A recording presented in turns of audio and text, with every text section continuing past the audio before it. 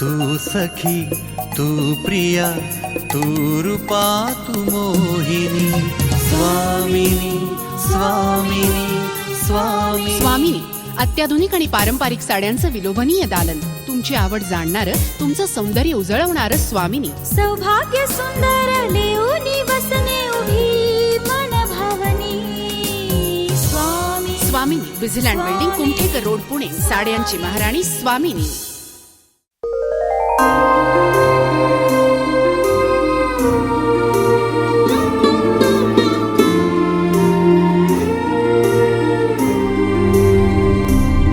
आनंदाश्रूंची साक्षीदार स्वामिनी, साड्यांची महाराणी स्वामिनी.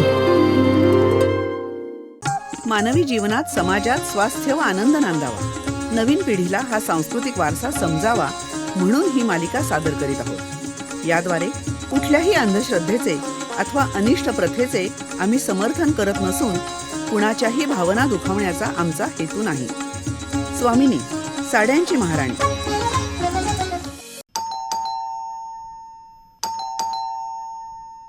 मानसी, अगं कोण आले बघ.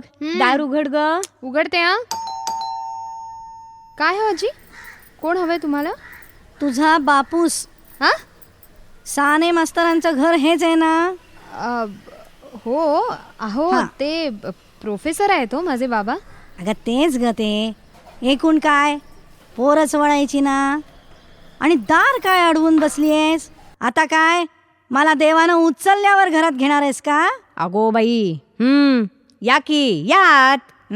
बर सांग कुंदे, चहा ढोसणार आहेस की आलीस ढोसून स्टँडावरून? हे काय मला विचारणं? अगो तुम्ही पुणेकर इतके नामी आहात की घरात माणसानं श्वास घेतला तरी हवेचे पैसे मागाल हो. बर, तोंड धुवून या बाईसाहेब बाथरूम मधून. म्हणे हिला बाथरूम दाखव ग. हो, दाखवते. बरं वाटलं हो हातपाय तोंड धुतल्यावर. मग पण सुशे, तुझी सून गेलीये कुठे म्हणालीस? अगं आज आमच्यात बोडण आहे ना. बोडण? हो, बोडणाचं व्रत असतं. त्याची खरेदी करायला गेली होती. छान. आणि म्हणे या बोडणाच्या व्रताची अगदी मन हलवून सोडणारी एक कथा पण आहे बरं का. हो, मी जरा आडवी होते गो सुशे. तुम्ही बसा कहाण्या सांगत. कुंदे, आज आमच्या बरोबर उपवास केलायस ना, मग कहाणी ऐकलीस तर झोळीत काही धोंडा नाही पडणार तुझ्या. अगो बस इथं ऐक जरा. ऐकते बाई ऐकते. आता तुझ्या घरात आलीये म्हणजे तुझं ऐकायलाच हवं. सांग बाई. बर का म्हणे आटपाट नगर होतं. तिथं एक गरीब ब्राह्मण होता. त्याला 2 सुना होत्या.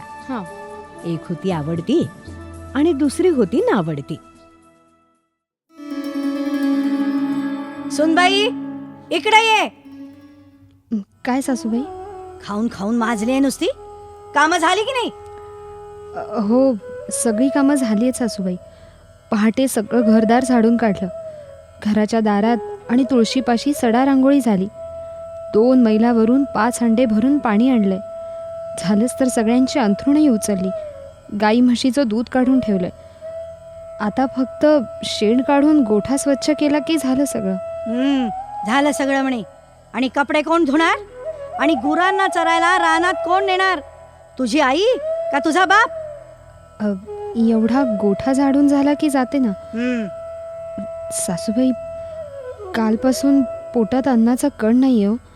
थोडा शिळा भाकर तुकडा देता का? रानात घेऊन जाईन. अगं काळतोंडे, घरात कोणी जेवलं नाही अजून आणि तुला खायचं सुचतंय? थोबाड फोडीन. रानातून आलीस की मग बघू. सासूबाई, काल माझ्या हातून तांब्या पडला म्हणून तुम्ही मला शिक्षा केलीत. मग रात्री उपाशी राहण्याची. पण आता भुकेनं जीव कासावीस झालाय हो. अगं खाल्लं नाहीस तर काही मरत नाहीयेस तू. चल कामाला लाग आधी. काय चाललंय हे? बघ, तू तिला फारच घालून पाडून बोलतेस बर का. हे बघा, मला तिचं काळं तोंड बघावंसं सुद्धा वाटत नाही. अगं खरं आहे ते, पण आज आपल्या घरात बोडण भरायचंय ना. मग आज तरी आपलं बोलणं शुद्ध असावं. अहो, आपल्या कुळधर्मात हिचं मध्ये मध्ये दर्शन नको म्हणून तर हिला गुरांच्या मागे रानात हाकललीये. देवा, अरे कसली परीक्षा बघतोयस रे माझी. या घरात माणूस म्हणून मला स्थानच नाही. सगळं जनावरांचं जीणं आलंय रे नशिबी माझ्या. मी गरीबा घरची म्हणून यांची नावडती. माझा पती पण काही उद्योगधंदा करत नाही. गावात टवाळ पोरांमध्ये नुसतं हिंडत असतो. आला तर येतो, नाही तर नाही. तेव्हा मला कोणाचाच आधार नाहीये रे. मी तुला अनन्य भावाने शरण आले. आता तार अथवा मार, पण हे वेठ बिगाराचं जीणं संपव रे देवा. आजच स्वामिनी सारीज पुणे या यूट्यूब, फेसबुक आणि इंस्टाग्राम या सोशल मीडिया प्लॅटफॉर्मला भेट द्या, सबस्क्राईब करा आणि स्वामिनीशी कनेक्ट व्हा.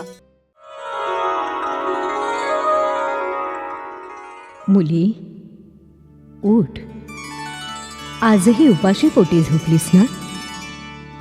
काय करू, घरात बोडण भरलं, पण मला विचारलं सुद्धा नाही.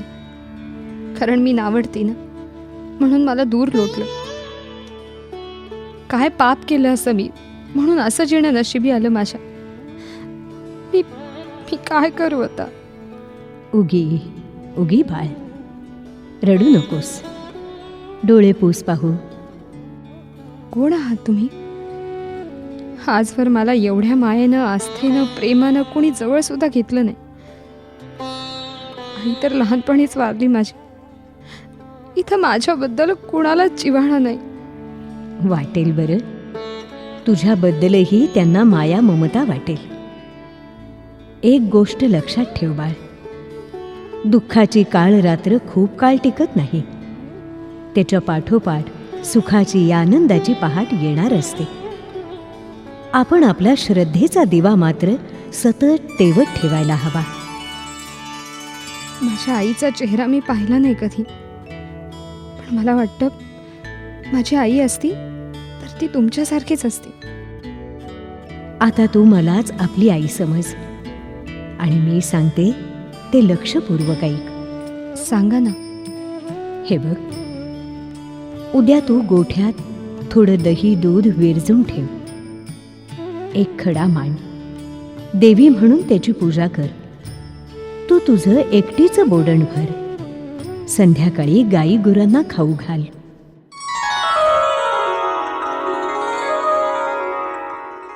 एवढं बोलून सुवासिनी वेशातली देवी गुप्त झाली. नावडतीनं ओळखलं की देवीनं आपल्याला दृष्टांत दिला. मग तिनं देवीनं सांगितल्याप्रमाणे सगळं काही केलं. खड्याची देवी केली, तिचं बोडण भरलं आणि ताटाखाली झाकून ठेवलं. बर. आणि आपण गुरं वळायला रानात गेली. इकडे तिच्या घरचे गोठ्यात आले. हे काय, ही इथं या खड्याची पूजा कोणी केली आहे? कळलं, हे त्या काळ तोंडीचेच उद्योग असणार. आमच्या विरुद्ध काय देवस्की करते माहित नाही. थांबा, मी लाथेनं तिचा हा देव आणि त्याच्या समोर झाकून ठेवलेलं ताट उडवूनच लावते. थांब मूर्ख स्त्रिये, थांब. अहो पण त्या ताटाला आणि पूजेला लाथ लावशील तर किडे पडून मरशील. का, असं काय आहे मोठं त्यात? तुझ्यात बुद्धीचा थोडा जरी अंश असता ना तरी तुला समजलं असतं. अगं कुळबुडवे, नावडतीनं आपला कुलाचार केलाय. काल तुम्ही बोरण भरलत पण बिचारीला दूर लोटलत, उष्टमाष्ट खाऊ घातलत. तुम्ही आनंदोत्सव करत होतात तेव्हा तिचा अंतरात्मा मात्र तडफडत होता. अशानं तुमची देवी तुम्हाला कधी प्रसन्न होईल का? काय सांगताय काय? तुम्ही फक्त कर्मकांड केली, पण तिनं मात्र खड्याला देवी मानून मनोभावे पूजा केली. तुम्हाला तिच्या अंतरंगीचा ईश्वर कधी दिसलाच नाही. त्यामुळं तुमच्या भव्य दिव्य पूजा व्यर्थ आहेत, व्यर्थ. होय हो, अहो गरीबा घरची म्हणून मी तिला कायम धुतकारलं, हीनपणाची वागणूक दिली.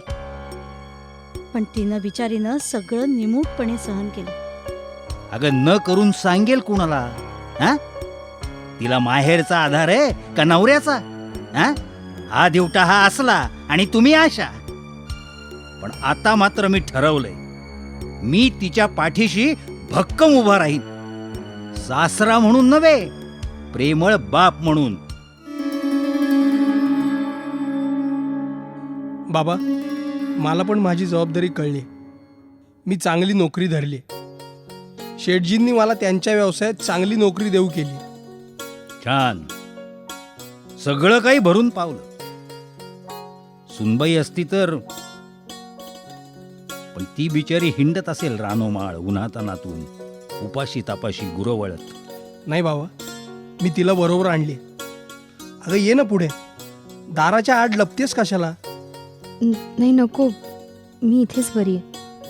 मुली, हे बघ, आता आणखी लाजवू नकोस आम्हाला. मी खूपच वाईट वागले तुझ्याशी. मला क्षमा कर. नाही सासूबाई, तुम्ही क्षमा नाही मागायची, आशीर्वाद द्यायचे. मला बोडणाच्या व्रतामुळे माझं घर मिळालं. थांबा हा, मी ताट उघडून तुम्हाला बोडणाचा प्रसाद देते. माझा बिचारीचा दह्या दुधाचा प्रसाद गोड मानून घ्या. अरेच्छा, हे काय? अगं बघितलंस का? ताट भरून हिरे मोती पाचू सोनं. अगं बाई, पण मी तर ताटात दही दूध ठेवलं होतं. बघा बघा, हिला देवीनं प्रसाद दिला. जिला तू दळभद्री म्हणत होतीस ना, तिनंच आपल्याला श्रीमंत केलंय. बयो, चांगली होती हो तुझी कहाणी. अगो, तिनं त्या नावडतीला तर आवडती केलीनच, पण माझे सुद्धा डोळे उघडले हो. म्हणजे काय कुंदे, काय बोलतीयस? अगो सुशे, आजवर मी माझ्याच दुःखांना कुरवाळत होते, रडत होते. पण आता मला कळालं की माझ्या दुःखाहून सुद्धा भयंकर दुःखी माणसं जगामध्ये आहेत. त्यामुळं आपल्या दुःखाचा बाऊ करायचा नाही, उलट त्यांना लाथ मारून आनंदात जगायचं. वा वा वा, छान हो कुंदे, छान. आणि मुख्य म्हणजे परमेश्वराचं चिंतन सोडायचं नाही. अगो, तोच खरा आपला पाठीराखा. कसं बोललीस? आजी, तुम्हाला असं बोलताना बघून मला विंदा करंदीकरांची एक कविता आठवली. कोणती गो? जीवन त्यांना कळले हो, जीवन त्यांना कळले हो, मी पण ज्यांचे पक्व फळा परी सहजपणाने गळले हो, जीवन त्यांना कळले हो. आजच स्वामिनी सारीज पुणे या यूट्यूब, फेसबुक आणि इंस्टाग्राम या सोशल मीडिया प्लॅटफॉर्मला भेट द्या, सबस्क्राईब करा आणि स्वामिनीशी कनेक्ट व्हा. श्रोते हो, आपण ऐकत होता साड्यांची महाराणी स्वामिनी द्वारा प्रायोजित व्रतकथामाला स्वामिनी. संकल्पना नावेद आणि जावेद शेख. निवेदन सुनेत्रा मंकणी, रवींद्र मंकणी. लेखन प्रताप देशमुख. सहभाग रवींद्र बापट, वृषाली पटवर्धन, सायली बापट, मानसी लोणकर, हितेंद्र नाईक, गौतम बापट. निर्मिती व्यवस्था शेखर काळे. ध्वनी व्हायब्रेनिया स्टुडिओ. ध्वनिमुद्रण सुनील पानसरे. निर्मिती रोहन्स आय पुणे.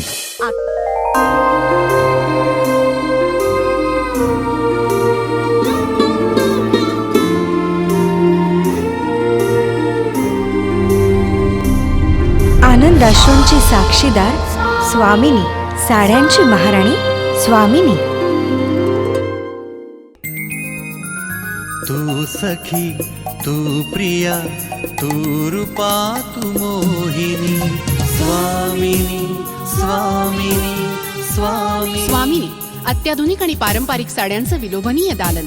तुमची आवड जाणणारं, तुमचं सौंदर्य उजळवणारं स्वामिनी. सौभाग्य सुंदर लेऊनी वसने उभी मन भावनी. स्वामी. स्वामिनी, विझिलँड बिल्डिंग, कुमठेकर रोड, पुणे. साड्यांची महाराणी स्वामिनी.